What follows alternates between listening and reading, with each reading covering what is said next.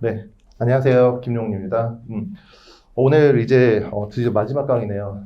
자료해석 파이널 특강인데 이제 여러분들이 딱 정확히 일주일 후에 이 시간대에 자료해석 시험을 시작하게 되죠.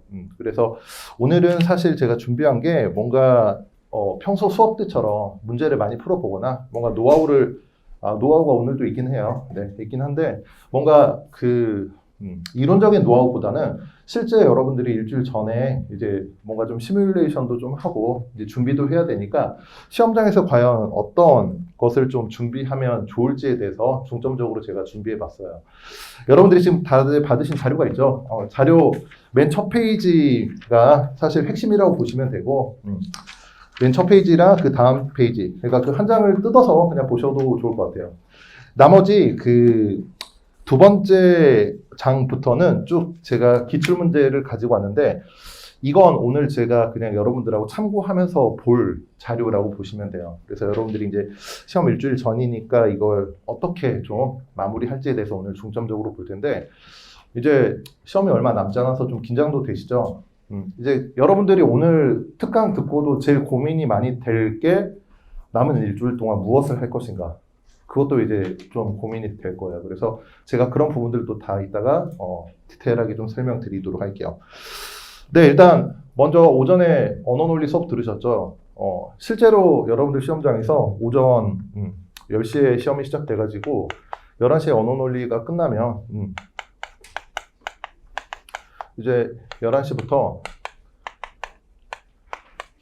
이제 점심시간이라고 해서 1시간 반이 부여되고 그 다음에 이제 12시 반부터 13시. 그러니까 여러분들이 지금 수업 시작하기 바로 직전까지 이 30분이 이제 일종의 대기 시간이거든요. 대기 시간이에요. 그러니까 언어논리가 첫 시간이니까 별로 이제 대기 시간 같은 건 없죠. 여러분들이 이제 시험장에 보통 9시 20분까지 입시를 하라고 아마 공지될 텐데 저도 예전에 시험 보러 갔을 때는 보통 저도 이제 5급이었지만 시험 시작 시간은 10시로 똑같았거든요. 보통 시험장 보사장에 도착한 시간이 8시에서 8시 반 정도 사이였던 것 같아요. 그래서 좀 그 정도로 일찍 도착해가지고 여러분들이 전체적으로 당일 내가 앉아서 시험 볼 자리 의자 높낮이나 책상도 좀 조정을 해보시고 시험 준비를 좀 해주시면 좋을 것 같고 이제 점심 먹고 이제 1시부터 자료해석 시험이 시작되는데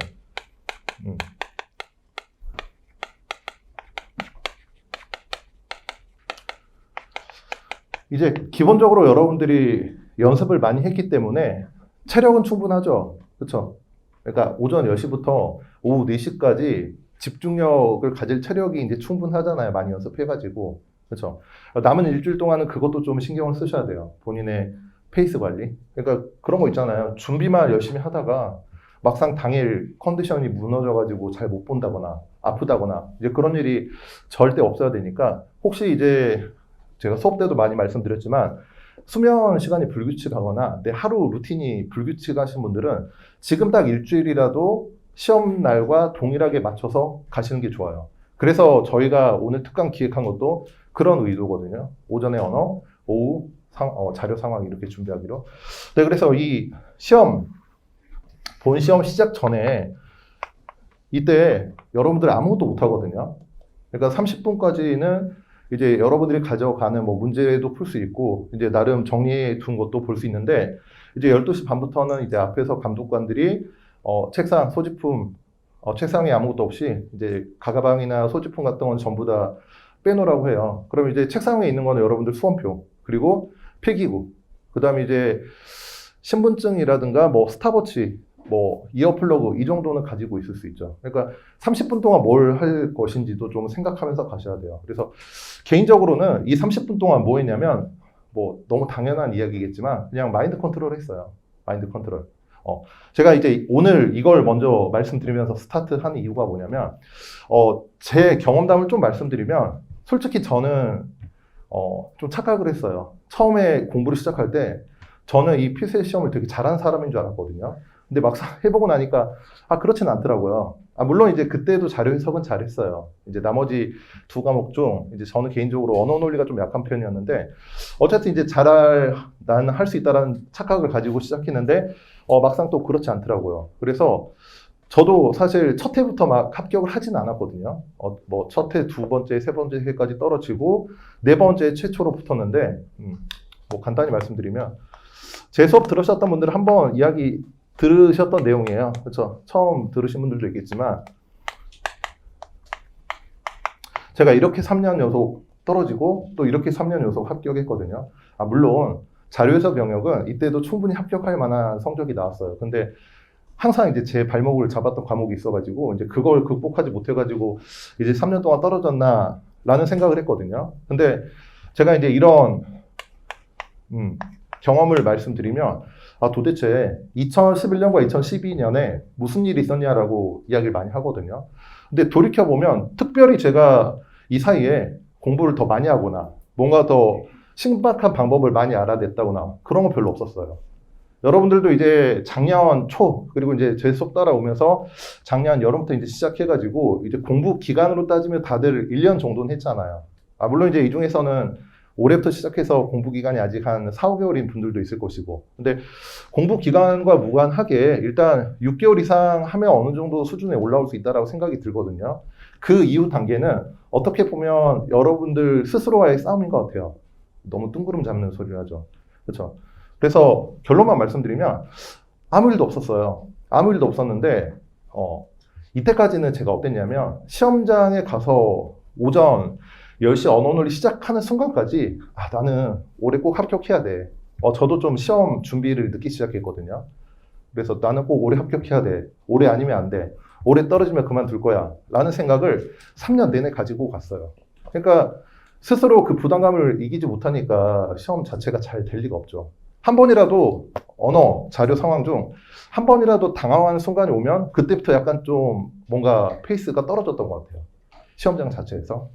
그래서 이제 저도 나름대로 고민을 했죠. 이걸 어떻게 해야 되냐.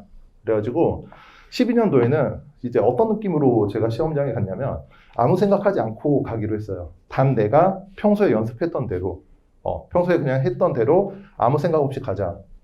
여러분들이 이제 어제까지 이제 학원 그 오프라인 기준으로는 어제까지 동영 모의고사 수업을 들으셨을 텐데 여러분들이 그냥 모의고사 치를 때는 느낌이 어때요? 별로 부담이 없지 않아요? 이거 내가 꼭 잘 봐야 돼. 나 이거 목숨 걸었어. 이 정도까지는 아니잖아요. 근데 분명 다음 주 토요일 날 가서 그럴 분들이 있을 거란 말이에요. 그래서 미리 말씀을 드린 거예요. 근데 이런 것들은 사실 제가 100번 이야기를 해도 스스로 뭔가 깨우치지 않으면 좀 힘들거든요. 그래서 제가 자꾸 말씀드릴 거예요. 부담 갖지 말고 여러분들이 평소에 연습한 대로 가서 보라고. 실력을 떠나서 여러분들이 지금 가지고 있는 능력만 충분히 발휘해도 가능성이 있어요. 누구나. 그거를 믿고 가시면 좋을 것 같아요. 그런 거 없다. 의심의 눈초리를 보내신 분들이 있는데 진짜로. 그러니까 그냥 우스갯소리로 여러분들 다음 주 시험장 가서 1차 합격할 자신 있어요? 나는 확실히 합격할 수 있다. 라는 분들이 있어요. 있으면 대단한 거고. 물론 마음속에 있을 수도 있죠. 나 할 건데 라는 생각할 수도 있는데 그런 생각이 설사 없더라도 가지고 가셔야 돼요. 그러니까 미리 지고 들어가지 마세요. 그러면 진짜 될 것도 안 되거든요.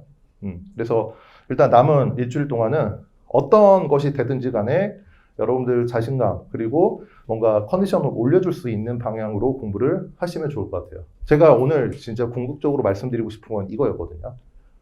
별로 공감이 안 되나요? 시험 보시면 알 거예요. 근데 그때는 너무 늦죠. 저도 떨어지고 그때 깨달았거든요. 근데 이미 지나버린 이상 나중에 그걸 알아봤자 의미가 없잖아요. 그래서 미리 말씀드리는 거예요. 그런 어떻게 보면 저와 같은 실수를 반복하지 말라고. 그러니까 이렇게 말할 수 없잖아요. 그러니까 이런 건 진짜 말하면 안 되는데 너네도 3번 떨어져 보면 알아. 라고 말할 수 없잖아요. 그렇죠? 그러니까 그 전에 여러분들이 깨우쳐야 되니까 말씀을 드리는 거거든요. 근데 또 이렇게 해도 저거는 저 사람 이야기고 나는 달라라고 하신 분은 있을 텐데 그럼 진짜 할 수 없지만 일단 제가 말씀드리고 싶은 것은 최대한 마음 편안히 지금까지 했던 대로 부담 없이 가져가시면 좋을 것 같아요. 그러니까 내가 올해 꼭 합격해야 된다. 나 올해 마지막이다. 올해 떨어지면 그만할 거야. 이런 생각 하지 마시고 최대한 여러분들이 지금까지 잘 준비했던 거를 가지고 가시면 좋을 것 같아요. 네, 오늘 제가 나눠드린 자료는 이제 원래는 그 딱 앞 페이지와 뒷 페이지 딱 한 장만 드리려고 했어요. 두 페이지만 드리려고 했는데 그냥 한번 문제를 같이 보고 싶어서 제가 좀 수정을 해가지고 가지고 왔고 한번 보도록 할게요. 먼저 그 첫 페이지 다들 이렇게 좀 분리해가지고 보시는 게 편할 거예요. 왜냐하면 이제 이 첫 페이지짜리와 뒤에 있는 문제들을 같이 좀 볼 거거든요. 네, 다들 앞 페이지 분리해가지고 좀 보시면 좋을 것 같고 과감하게 뜯으세요 그냥. 어차피 이것도 여러분들 시험장에 가져갈 거 아니잖아요. 그렇죠? 이거 말고 여러분들이 만든 걸 가져가야 돼요. 이건 제가 만든 거거든요. 이제 저만의 어떻게 보면 노하우라고 볼 수 있으니까 여러분들만의 자료를 가져가면 좋을 것 같고 네, 지금 실시간으로 보고 계신 분도 또 미리 자료 준비를 다 해가지고 보시는 게 좋을 것 같고 저는 그래도 자료가 적은 편이죠. 그렇죠? 아니에요? 일단 3교시 수업 들으면 달라질 텐데 생각이. 저는 이거 적은 편이에요. 이거 다 할 것도 아니고 사실 이제 한번 보자라는 거죠. 네, 기교모사한테 혼나겠네요. 네. 네, 첫 번째 장 볼게요. 이제 제가 나름대로 정리했어요. 어떻게 하면 여러분들이 좀 도움이 될까 해가지고 먼저 첫 번째 페이지 보시면 이제 제일 중요한 영순이라고 제가 생각해서 그냥 0이라고 타이틀을 잡았는데 시험 운영 전략 그리고 시간 관리가 제일 중요해요. 물론 지금까지 여러분들이 공부를 하면서 개별 문항에 대한 문제 접근법과 풀이 능력도 중요하지만 시험장에서는 그것보다 더 중요한 게 시간 관리예요. 그래서 물론 정확도, 속도 다 높이면 좋죠. 근데 이제 제가 지금까지는 여러분들한테 정확도를 높이라고 말씀을 드렸잖아요. 근데 지금은 정확도를 떨어뜨리지 않는 선에서 시간을 고려해야 돼요. 근데 지금 일주일밖에 안 남았는데 여러분들이 드라마틱하게 속도를 올릴 수 있는 방법이 있어요. 사실 누군가 있다라고 하면 진짜 사기꾼이에요. 진짜로. 저도 있다라고 생각하진 않는데 그래도 이런 연습을 하면 여러분들이 시간 확보가 좀 될 거예요. 뭐냐면 어떤 문제를 먼저 풀 것인가 라는 접근법을 남은 기간 동안에 좀 정리해 두세요. 이미 정리가 되신 분들은 상관이 없고 없는 분들은 꼭 정리하셔야 돼요. 그러니까 내가 시험장에 가서 어떤 문제가 튀어나올지 어떤 문제를 만나게 될지 모르거든요. 그렇죠? 이제 그러다 보니까 당황하게 되는 거예요, 사실. 여러분들이 피셋이 어려운 이유가 딱 한 가지예요. 난생 처음 보는 문제를 시간 내에 접근해야 되니까. 그렇지 않아요? 여러분들 기존에 출제됐던 기출문제는 두 번째부터 풀 때는 어때요? 되게 마음이 편하죠. 이대로만 나와라 하면 되는데 아쉽게도 그렇게 다시 똑같이는 절대 나오지 않아요. 하지만 여러분들이 여기 계신 분들 대부분 적어도 민경채 10개년도 그리고 5급 공채도 뭐 많이는 아니겠지만 그 정도 수준으로 정리가 된 상태라면 어떻게 문제가 나오고 나한테 어떻게 문제를 물어볼 것이며 어떤 함정을 팔 것인지 정도는 대략적으로 짐작은 해요. 누구나 지금 없다라고 말 못하거든요. 다 있어요, 여러분들 머릿속에. 그래서 여러분들이 그 기준을 정해가지고 접근법을 정리해야 되는데 일단 산술적으로 봤을 때는 여러분들이 결국 제가 이제 첫 시간부터 강조 드렸던 건데 60분 동안 25문제 다 풀어야 돼요. 근데 뭐 언어 논리 모르겠어요. 언어 논리 특성상 이제 조은정 선생님은 항상 다 풀어야 된다라고 강조하시죠. 근데 자료 해석은 다 풀면 당연히 좋죠. 근데 다 풀어가지고 정답률이 확 떨어질 바에야 저는 현실적인 전략으로 두세 문제를 안 풀더라도 나머지 문제 집중해가지고 그러니까 두세 문제 제하면 22, 23문제잖아요. 걔네들 정답률을 높이라고 말씀드리고 싶어요.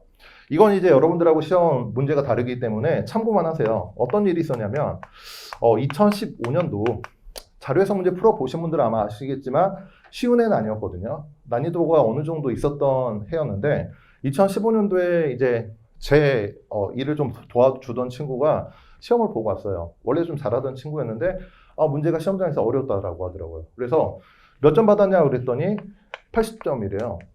상당히 고득점이거든요. 이 친구는 이제 피스에 떨어져 본 적이 없는 그런 친구였는데 이 친구도 80점 맞았다니까 그래 좀 어려웠나 보다 라고 물어봤어요. 여러분들랑 다르게 그 5급 공채는 한 문제당 배점이 2.5점이거든요. 그렇죠? 그럼 80점이면 몇 개 맞춘 거예요? 빨리 자료 해석이니까 32문제 맞춘 거죠. 그렇죠? 32문제 맞췄다라는 것보다 32문제에 대한 점수를 가져간 거잖아요. 근데 물어봤어요. 몇 개 풀었어? 그랬더니 32개 풀었대요. 대박 아니에요? 왜 놀라질 않죠? 내가 풀었던 걸 다 맞았다는 느낌이잖아요. 그렇죠? 그래서 8문제를 안 풀었어도 80점이 나왔네라는 생각이 그때 처음으로 들었어요, 사실. 그래서 제가 여러분들한테 처음부터 강조드렸던 게 속도보다는 정확도라고. 물론 이제 정확도가 너무 느리면 이제 그건 문제가 있겠지만 일단 어느 정도 정확도가 속도가 존재한다면 이제 정확도를 좀 집중해서 보는 게 좋고 그래서 물어봤어요, 하나 더. 그러면 푼 거 다 맞았어? 아니래요. 32개 중에서 30개 맞고 2개는 틀렸대요. 그래서 뭐 이제 결과론적인 이야기지만 뭐 나머지 8문제 찍었던 걸 다 틀렸으면 이 점수가 안 나왔겠죠. 그렇죠? 근데 8개 중에서 2개 정도 찍어서 맞췄다라는 이야기를 하더라고요. 그래서 이제 제가 말씀드리고 싶은 게 뭐냐면,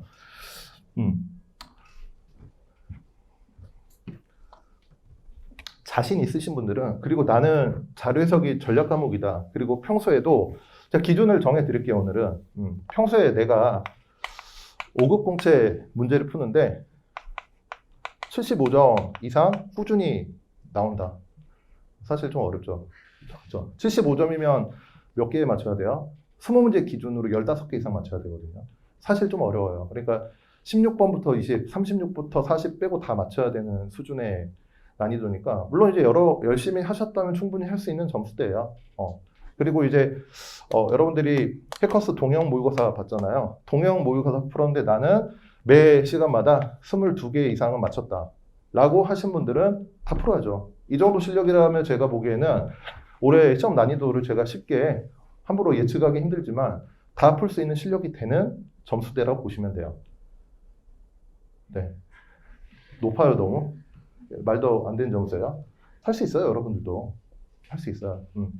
그래서 이거라면 다 풀고 혹시나 100점을 도전해 볼 만한 그게 되겠지만 현실적으로 내가 안 된다면 아까 말씀드렸듯이 2-3문제를 덜 풀더라도 나머지 22문제에서 23문제 이거 맞추면 그래도 자료 해석에서 88점 또는 92점 산술적으로 가능한 점수거든요. 그렇지 않아요? 여러분들이 올해 자료 해석을 92점 받았어요. 그러면 언어나 상황이 하나 빵꾸가 나지 않는 이상 이거 가지고 떨어진다라고 생각하진 않을 거 아니에요. 그렇죠? 그래서 그런 부분들을 좀 더 신경을 써주시면 좋을 것 같아요. 어떤 의미인지 아시겠죠? 제가 수업 시간에 매번 말씀드렸던 거니까. 그래서 이제 산술적으로 모든 문제를 2분에서 2.4분대. 그러니까 여러분들이 뭐 왔다 갔다 좀 시험지 넘기고 그다음에 이제 답안 마킹하는 시간까지 고려하면 2분이 기준이에요. 2분. 2분이 기준이라서 제가 이제 턴 관리를 하라고 여러 번 말씀드렸죠. 총 3개 턴을 기준으로 했을 때 이제 동형 모의고사 기간에도 이제 질문을 많이 하셨는데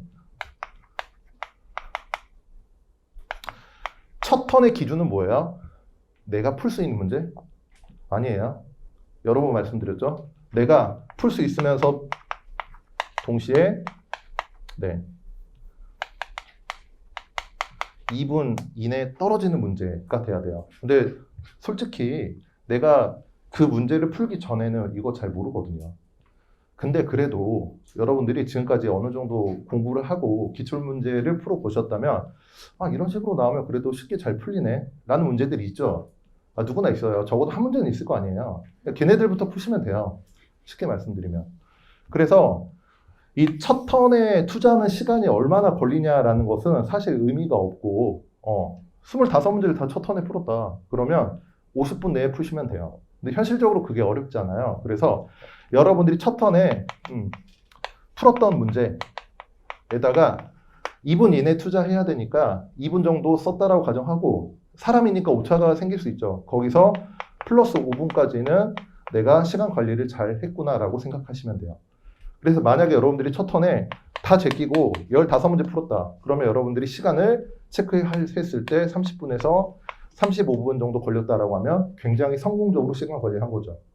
근데 만약에 15문제 풀었는데 시간이 45분이 지난 거예요. 어떻게 해야 돼요? 이 교시 끝나고 집에 가면 안 돼요. 그렇죠?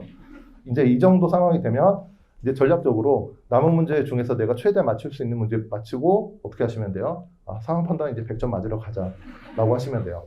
그러니까 여러분들이 지금 웃으시지만 그런 상황이 되지 않기 위해서는 시간 관리가 그 정도로 중요하다라는 이야기예요. 왜냐면 이제 잘 들어보세요. 여러분들이 물론 이제 여기 계신 분들은 다 잘할 거라고 제가 장담하거든요.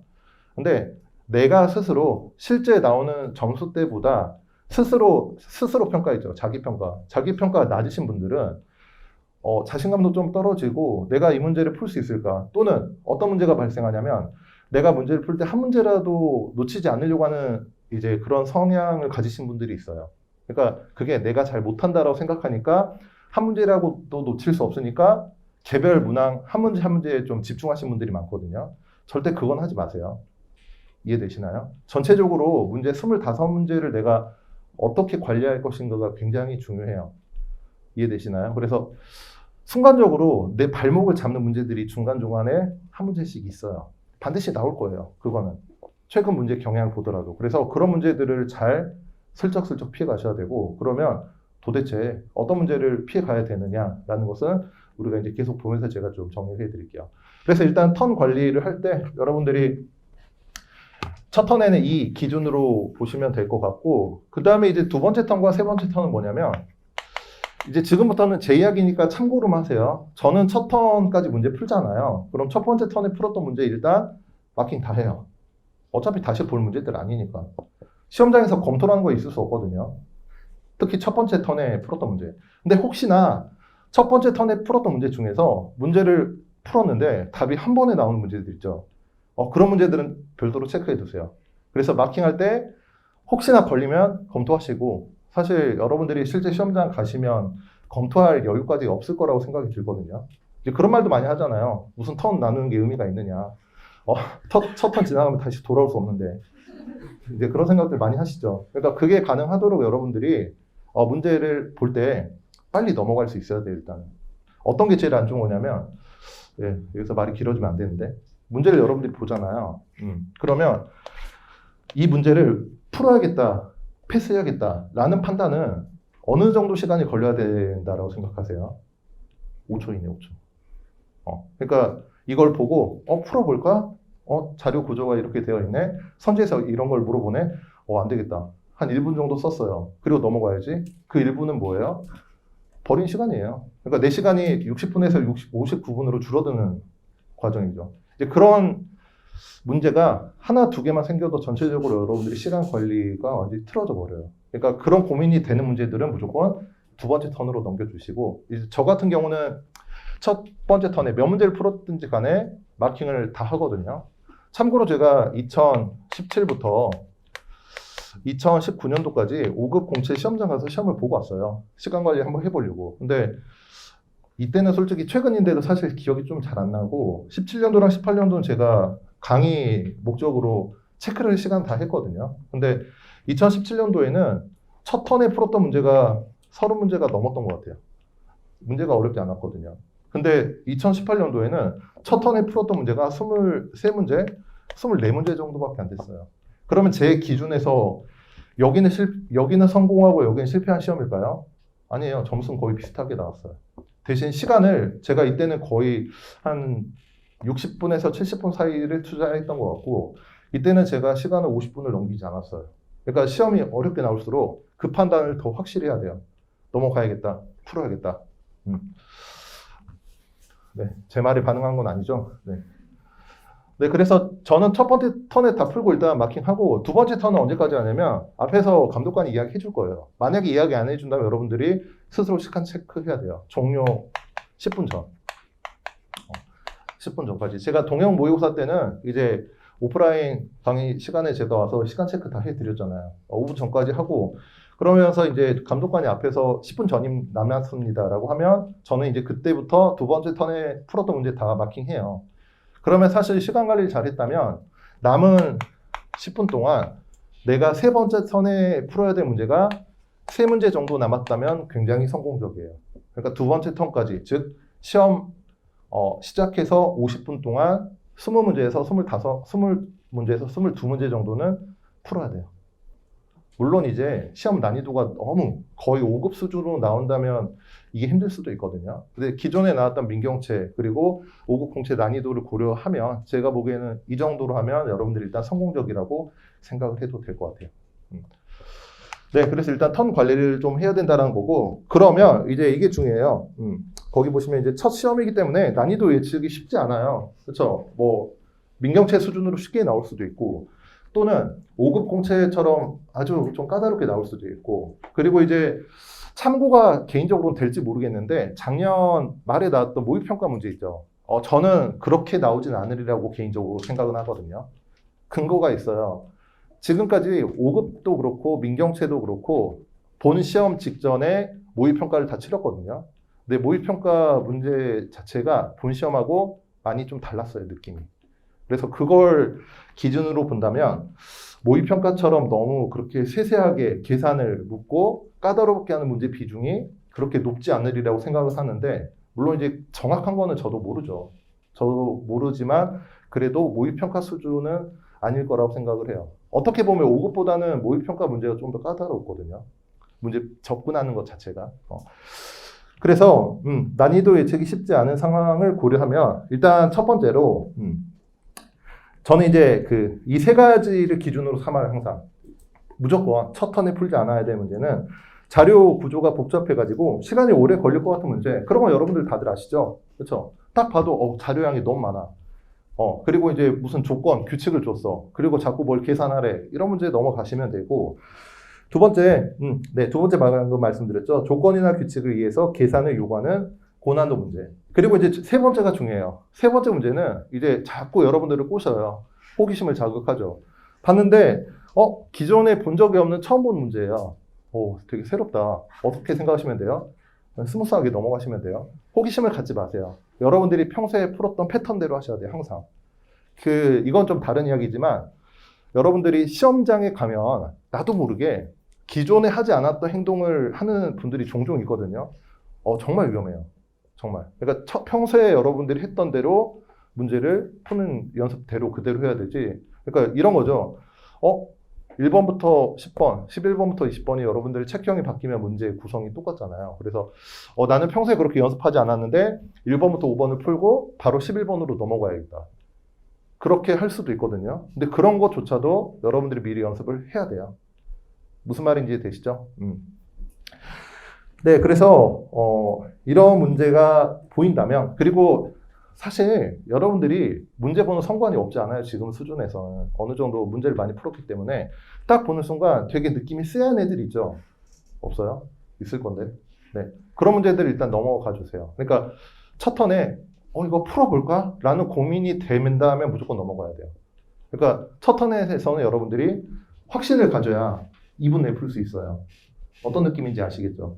그것만 좀 잘 지켜주시면 제가 아까 처음에 말씀드렸던 시간 관리를 하는 데 좀 도움이 되리라 생각이 되고, 네, 그 다음에 두 번째부터는 제가 이제 드렸던 자료랑 같이 한번 볼게요. 오늘은 특별히 문제를 푼다기보다는 전체적인 문제의 느낌을 좀 보려고 하는데, 제가 민경채 문제를 가지고 올까 하다가 민경채 문제는 다들 한 번씩 다 풀어보셨을 것이고 눈에 너무 익었던 문제들이라 제가 5급 문제 위주로 가지고 왔거든요. 물론 문제를 풀 건 아니라서 여러분들이 너무 어렵게 생각하지 않으셔도 되는데, 첫 번째 문제에 들어가서 자료 분석 전 또는 선택지 확인하기 전에 어떤 걸 해주셔야 되냐면, 제가 이제 그렇게 첫 번째 이야기했죠. 여러분들이 저한테 상담하러 오면 제일 많이 하는 실수가 뭔지 아세요? 옳은 것, 옳지 않은 것. OX를 착각해가지고 틀린 실수를 제일 많이 하고, 걔는 진짜 초보자 실수예요. 여러분들이 사실 지금 단계라면 절대 해선 안 될 실수거든요. 그러니까 그게 제일 억울한 것 같아요, 제가 생각하기에는. 문제를 다 풀어놓고 잘못 봐가지고 틀리는 거니까. 그러니까 그건 있으면 안 돼요. 제가 다른 실수는 이렇게 말씀을 드렸어요. 사람이니까 실수 하나 정도 할 수 있다. 근데 이거는 실수가 아니에요. 이거는 평소 여러분들 습관이거든요. 그래서 제가 기출 자료에 표시해 드렸던 대로 제가 이제 보여드릴 기회가 없었는데, 저도 최근에 시험 보고 왔을 때, 그리고 저 예전에 수험생활 했을 때 시험지 보면 전부 다 이런 표시가 돼 있어요. 옳은 것, 옳은 것, 옳지 않은 것, 옳지 않는 것. 이걸 왜 하냐면, 여러분들이 지금 보는 종이 사이즈가 A4잖아요. 실제 시험장은 정확히 말씀드리면 B4보다 살짝 크거든요. A4랑 그 B4랑 A3 중간 정도 사이즈예요. 흔히 말하는 이제 시험지 사이즈인데 시험지가 커가지고 옳은 거 찾으라고 또는 옳지 않은 거 찾으라고 내려와서 문제 풀다가 까먹어요. 그런 경험 있으신 분들도 있을 거예요. 그렇죠? 그래서 그 보기 있죠. 또는 선택지 있죠. 걔네들 주변에다 표시를 해놓으세요. 까먹지 않도록. 그리고 이제 이런 실수하시면 안 돼요. 만약에 이제 옳은 거 찾아라, 부합하는 거 찾아라 이런 건 잘 실수하지 않는데 옳지 않는 거, 부합하지 않는 거 찾으라고 하면 잘 보세요. 기억을 봤더니 이게 맞는 말이에요. 그러면 맞는 말이니까 동그라미를 쳐야 돼요. 옳은 것을, 옳지 않은 것을 찾으라고 했으니까 답이 아니니까 X를 쳐야 돼요. 이걸 잘 하셔야 돼요. 저는 무조건 기준이 옳은 것, 옳지 않은 것이거든요. 그래서 옳지 않은 거 찾으라고 했는데 기억 보니까 맞아. 그러면 얘는 답에서 지우시면 돼요. 어떤 의미인지 이해되시죠? 그래서 이걸 좀 확실하게 해두시고 그래서 첫 번째 1쪽 보시면 옳은 것, 실제로 저 그렇게 표시해요. 아래쪽에 보기, 옆에다가 동그라미를 치든지 아니면 선택지 1, 2, 3, 4 앞에다가 표시를 하든지. 그래서 내가 지금 옳은 것을 찾는 거구나. 또는 오른쪽에 2번처럼 옳지 않은 것을 찾는 거구나 라고 표시를 꼭 해두셔야 돼요. 특히 문제가 길수록 여러분들이 이 실수를 할 가능성이 높아요. 그래서 지금 여기 듣는 분들은 제발 이거를 하지 마시라고 제가 일부러 마지막에 강조 드린 거니까 네, 꼭 체크를 해두세요. 네, 그 다음에 이제 두 번째 기출 자료도 넘어갈게요. 네, 1번의 두 번째 방가로 보시면 나란히 놓고 보시면 돼요. 문제에서 단순히 옳은 것이나 옳지 않은 것 이외에 추가적인 정보가 주어진 경우에도 반드시 체크하고 특히 이제 제 기준으로는 문제가 4줄 이상이라고 말씀을 드리는데 문제가 쓸데없이 길어도 좀 체크를 해두시면 좋아요. 여러분들 그 파이널 기출 자료 두 번째 페이지 보시면 3번하고 4번 문제가 있죠. 아마 여러분들이 5급 문제를 풀어보셨다면 한 번쯤은 봤을 법한 문제인데 먼저 3번 문제는 뭐라고 했냐면 두 번째로 큰 권역을 찾으라고 했죠. 그거를 체크하고 넘어가셔야 돼요. 만약에 두 번째 찾으라고 이게 계속적으로 걸리신 분들은 그냥 두 번째라고 선택지 옆에 써두세요. 그래야 여러분들이 답 고르기 전에 최종적으로 다시 한번 확인하고 마킹을 할 수 있으니까. 그러니까 이런 실수가 나오면 안 되기 때문에 제가 자꾸 강조를 드리는 거고. 그 다음에 이제 네 번째 문제 보시면 거기 이제 무기관이 3회 일을 하였다면 이라고 주어져 있죠. 그건 여러분들이 이제 상황 판단에서도 아마 공부했겠지만 확정적인 이미 고정된 정보거든요. 무기관이 3일을 했다라는 거. 그건 이제 절대 변하지 않아요. 그래서 그 정보를 가지고 풀어야 되고, 참고로 실제로 그 2016년도 35번 이 문제 있죠. 이 5급 문제는 이 당시에 출제된 문제 중에서 정답률이 가장 낮았던 탑3 문제 중 하나였어요.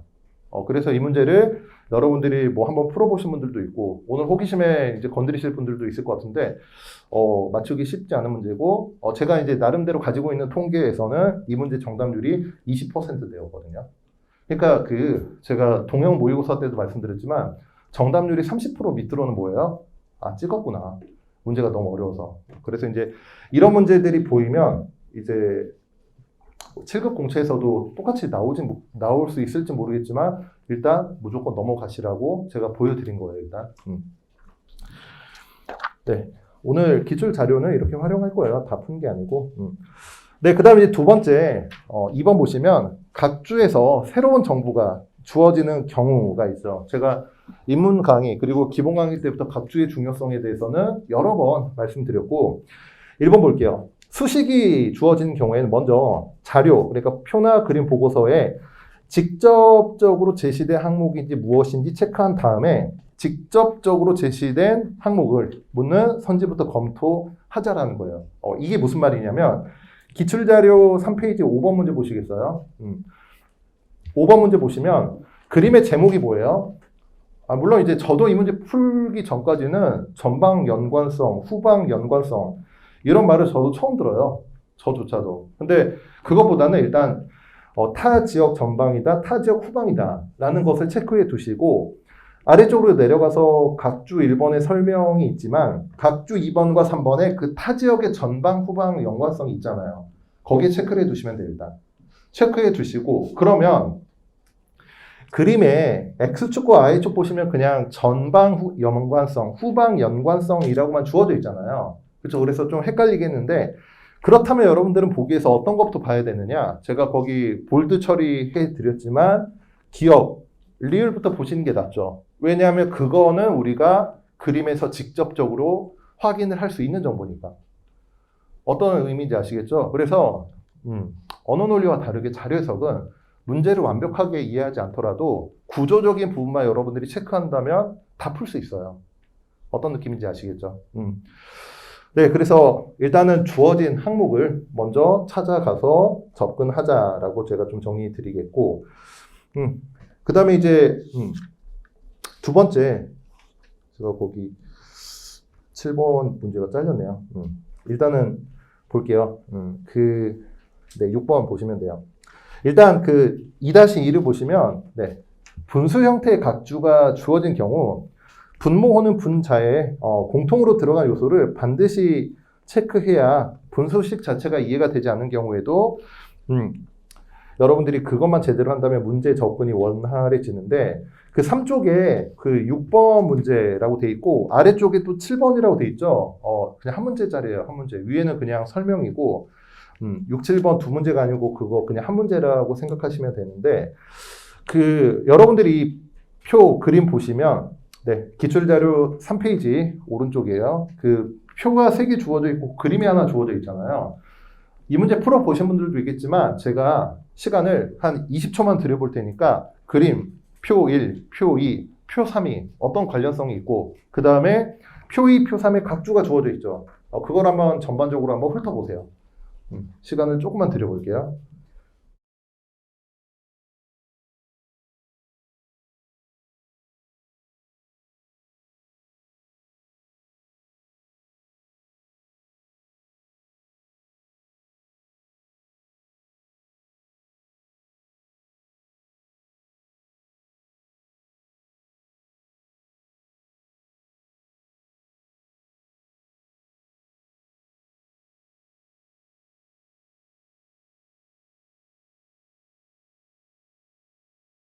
네, 같이 좀 볼게요.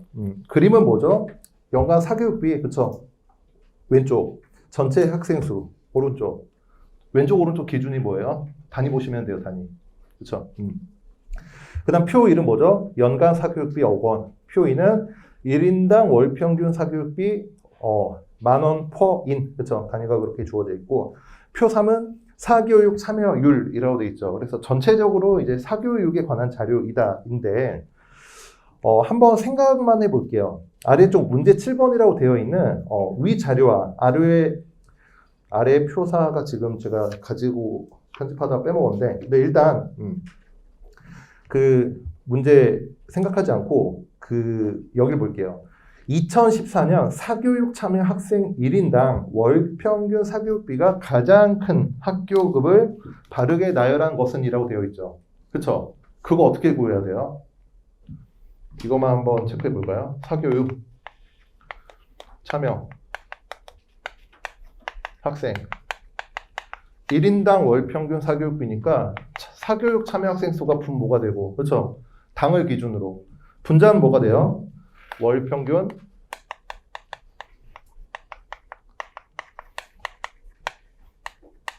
사교육비가 돼요. 그렇죠?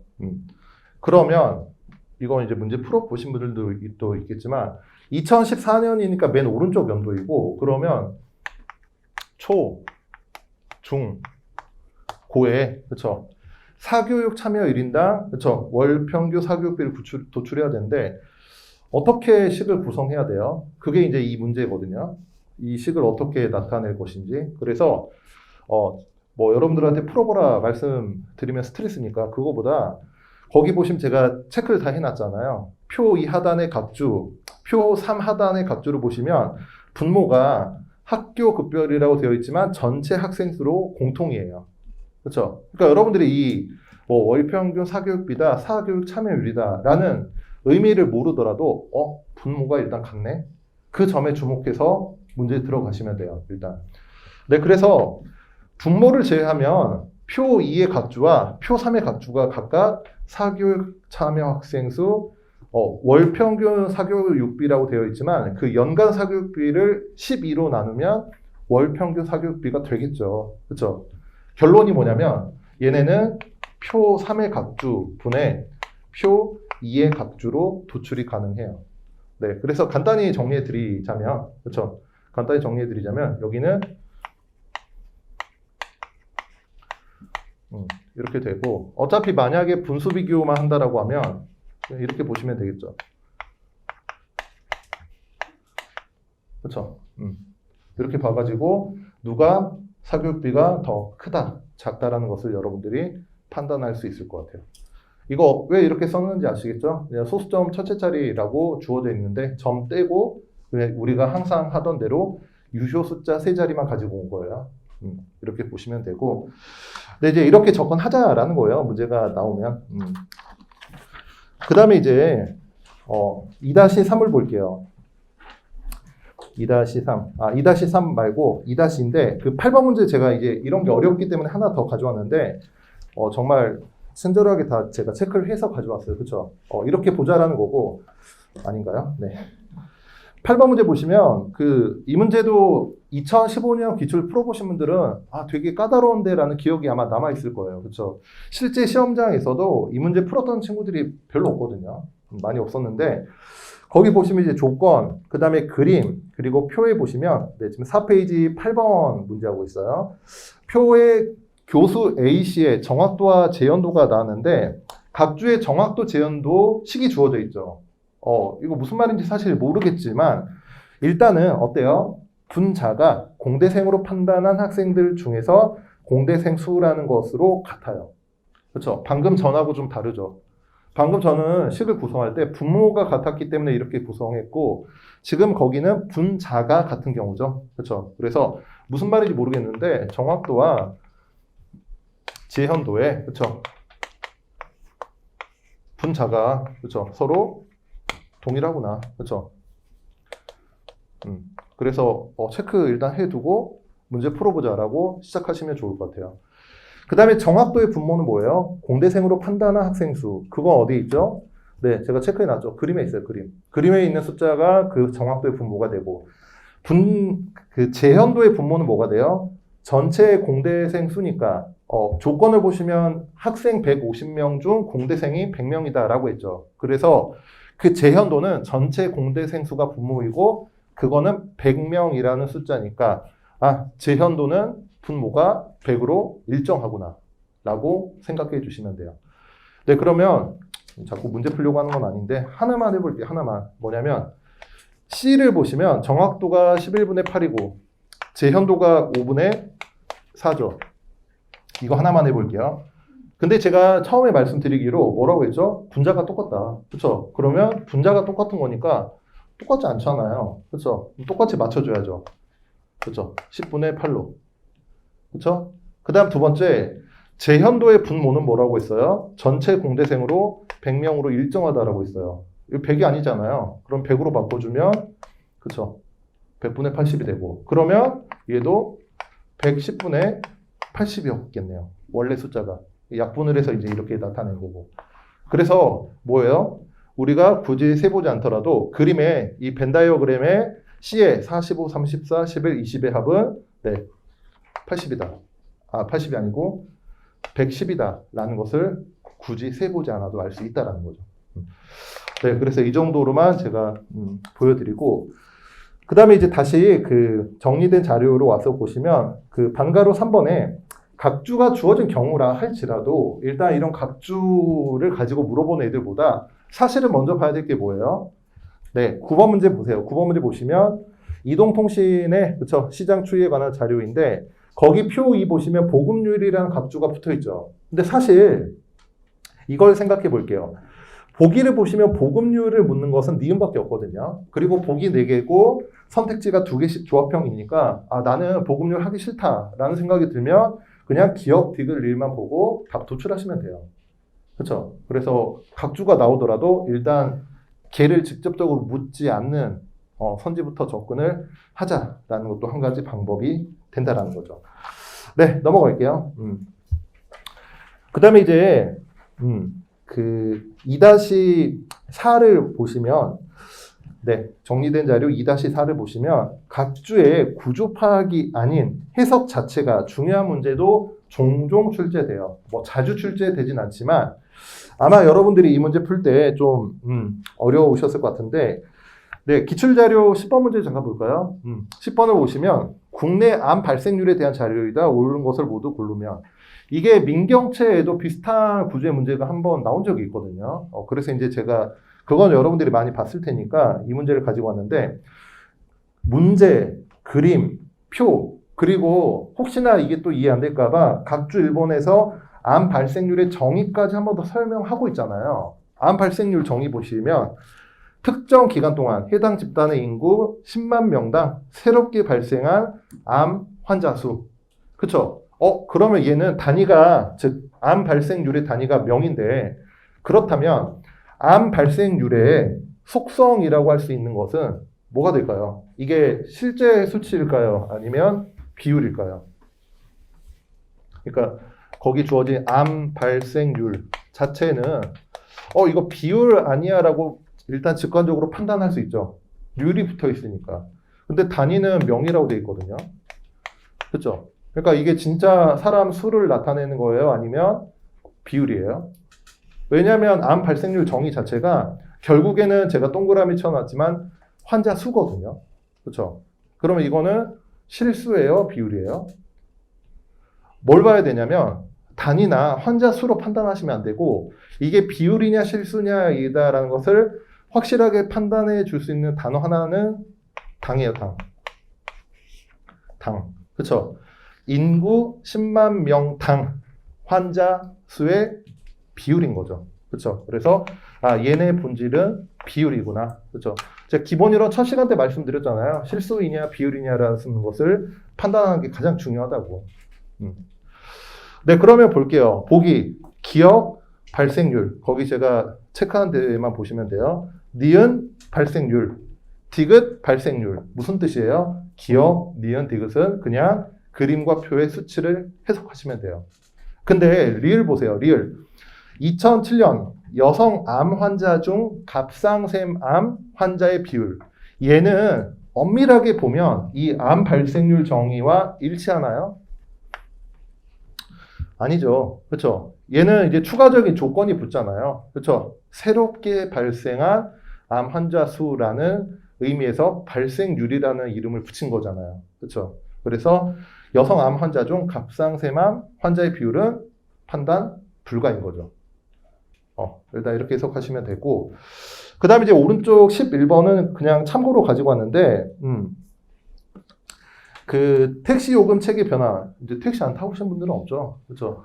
나는 택시 너무 비싸서 안 타봤다 하신 분들은 없을 텐데, 택시 요금 미터기가 올라가면 우리의 가슴도 막 떨리잖아요. 그렇지 않아요? 저도 그래요. 그래서 택시 요금 미터기 여러분들이 아시다시피 어떻게 올라가요? 일단 어느 정도 거리가 지나가면 그때 올라가요. 이게 무슨 뜻이냐면 처음부터 올라가는 게 아니에요. 체계가.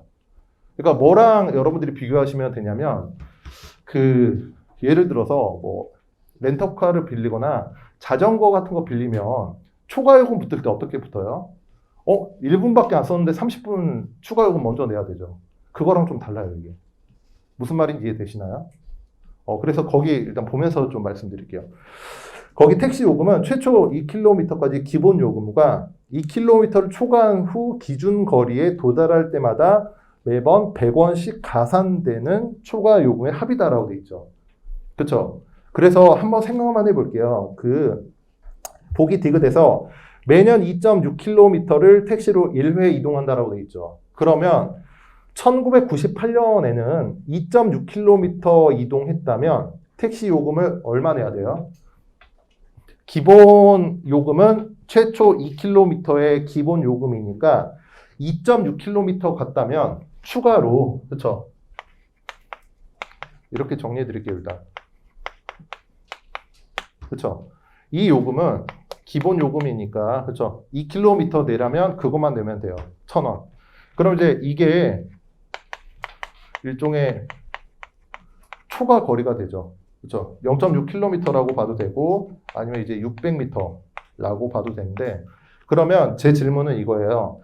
1998년에는 초과 요금 기준 거리가 360m라고 돼 있죠. 그렇죠? 그러면 문제에서 그 초과 요금 기준 거리에 도달할 때마다 100원씩이 가산이 되니까 이 2.6km를 이동했다면 기본 요금 1,000원과 1998년도 요금 체계에서 1,000원과 얼마를 더 추가해서 내야 돼요? 얼마를? 360m 이동할 때마다 100원씩 추가로 내는 거니까 600m를 간 거죠. 객관식으로 드릴게요. 100원을 더 내야 돼요? 200원을 더 내야 돼요? 100원만 더 내면 돼요. 그렇죠? 그래서 흔히 여러분들이 생각하는 기본 요금과 초과 요금 체계와 좀 다르다라는 거. 그러니까 택시 탈 때 생각하시면 될 것 같아요. 미터기 올라갈 때 그 요금이 추가적으로 붙는 구조니까. 네, 그래서 그걸 좀 참고 삼아 말씀드리려고 가지고 왔고, 그 다음에 이제 다시 정리 자료로 돌아와서 3번 볼게요. 선택지 혹은 보기의 판단이라고 되어 있는데, 선택지, 그러니까 이제 제가 처음에 0번에서 그 문제를 볼 때 뭐 자료 구조 복잡하거나 조건 계산이거나 처음 보는 심리형의 문제 넘어가자라고 했죠. 그건 이제 문제 수준에서 볼 때이고, 여러분들이 보고 있는 3번 선택지 혹은 보기의 판단은 뭐냐면 그 다음 이야기예요. 여러분들이 문제를 풀기로 결정하고 나서 문제에 들어갔을 때 어떤 선지를 볼 것인지가 문제인데 제가 거기 세 가지 종류로 구분해 봤어요. 일단 임의적으로. 어떻게 되는 거냐면 일단 여러분들이 선지를 딱 봤을 때 이거 무슨 말인지 알아. 그리고 풀 수 있을 것 같아. 라는 선택지가 있겠죠. 그 다음에 이제 두 번째는 이게 무슨 말인지는 알겠는데 이거 하려면 시간이 좀 오래 걸리겠는데? 라는 선택지가 있을 것이고 그 다음에 세 번째 저도 있어요. 딱 봤는데 무슨 소리야. 무슨 말 하는 건지도 모르겠어. 라는 선택지가 있다라고 하면 당연히 1번 빼고는 바로 넘어가야 돼요. 여러분들이 그 문제를 쉽게 좀 풀려면.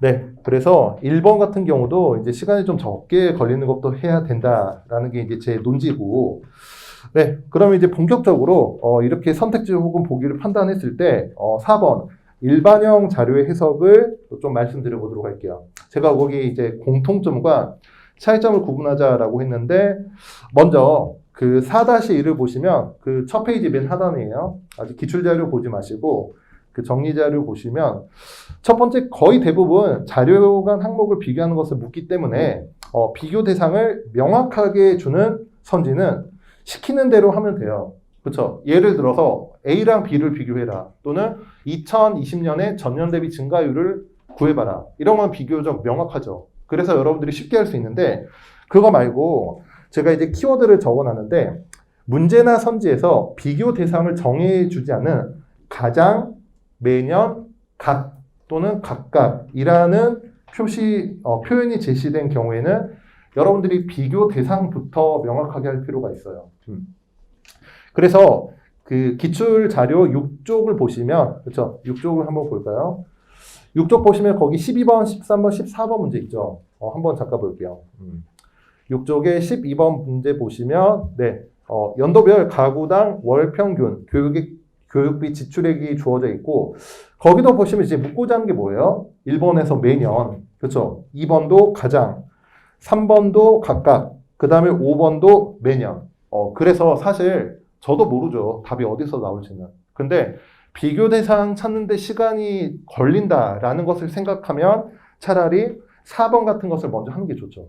왜냐하면 전년 대비 증가율을 물어보더라도 2009년이 2008년보다 작다라고 아예 비교 대상을 정해주잖아요.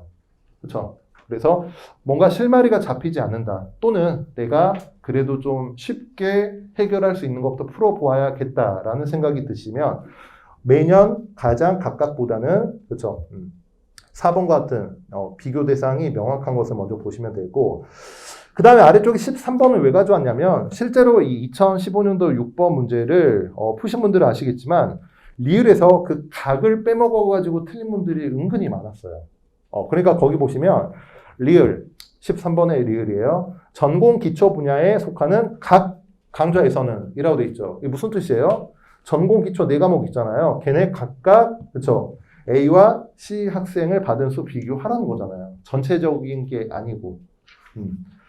네, 그래서 그걸 좀 조심하시라고 설명을 드렸고, 그 다음에 이제 14번도 마찬가지예요. 14번 문제도 그 리을 보시면 전체 수출액과 전체 수입액 각각에서 일본이 차지한 비중은 매년 60% 이상이다. 이 리을 선지 봐야 답이 나오는 문제였거든요. 되게 심하죠. 그렇지 않아요? 전체 수입액 수출액 각각 그쵸? 일본이 차지한 비중은 매년 60% 이상이니까 실제로 리을을 보려면 여러분들이 표 1과 표 2를 다 봐야 돼요. 너무 많죠. 그때 힌트를 하나 드리자면 제가 수업 때도 몇 번 말씀드렸지만 그 기출에서는 이런 게 많아요. 지금도 여러분들이 보는 표가 숫자가 너무 많잖아요. 그러면 얘가 만약에 틀렸다면 답이 어디서 나올 확률이 높냐면 역순으로 접근하면 이 아래쪽 또는 이 표의 아래쪽에서 걸릴 확률이 높아요. 매번 그렇다라는 건 아니지만. 그래서 한번 이것만 볼까요? 리을 보시면 네, 일본의 비율이 60% 이상이다라고 했는데 표 2에서 1910년, 1909년은 잘 모르겠지만 1908년 보시면 그쵸? 되게 명확해요. 41,025분에 23,982. 네, 숫자 잘 따라오고 있죠? 네, 걔가 60% 넘나요? 어떻게 생각하시면 되냐면 41,625. 얘는 4만보다 큰데 일본은 23,982. 4만의 60%인 24,000보다는 작죠. 그래서 60% 미만이다 라고 하시면 될 것 같아요. 네, 문제를 풀어야 재밌는데 별로 이렇게밖에 안 하니까 재미가 없죠. 네, 그 다음에 이제 정리 자료 두 번째 넘어가서 네, 2번인데 2시간이긴 한데 살짝만 쉬었다 하도록 할까요? 지금 2시 정도 됐으니까 2시 5분에 다시 시작하도록 할게요. 네, 그리고 뭐 쉬는 시간 중간에 질문하러 뭐 오셔도 상관없는데 시간이 많이 없으니까 혹시 궁금한 게 있거나 질문 있으신 분들은 이따 3시에 수업 끝나고 오시면 제가 질문에 답변 드리도록 할게요. 네, 2시 5분에 다시 시작하도록 할게요.